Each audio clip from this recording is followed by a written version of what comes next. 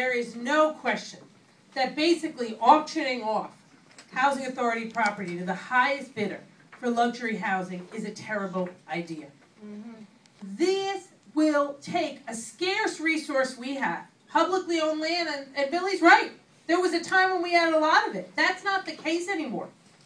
That shortage of publicly owned land puts an even bigger responsibility on all of us to use what's left of it in the highest and best way, and to auction it off when it is unclear what NYCHA is actually doing with the money it has.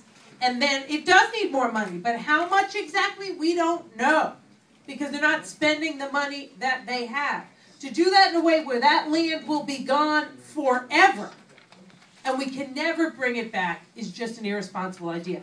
Now also, not one tenants association, not one community board affected by this proposal has had any moment where they have been able to give any input in this idea. Look, the idea of having a discussion about how you could use land on housing authority developments to develop more affordable housing, that's a good idea.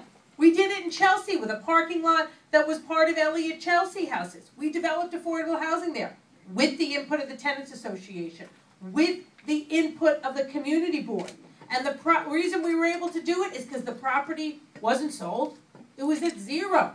And we were able to get a developer to do that. That was driven by the community, not driven by City Hall. So what we all really have to focus on immediately is there could be a request for proposal that goes out at the end of this month for developers to tell us how much they'll pay to develop luxury housing. And just last week, we in the council, and I want to recognize my colleague, Councilmember Gail Brewer, who's joined us, spoke out against that.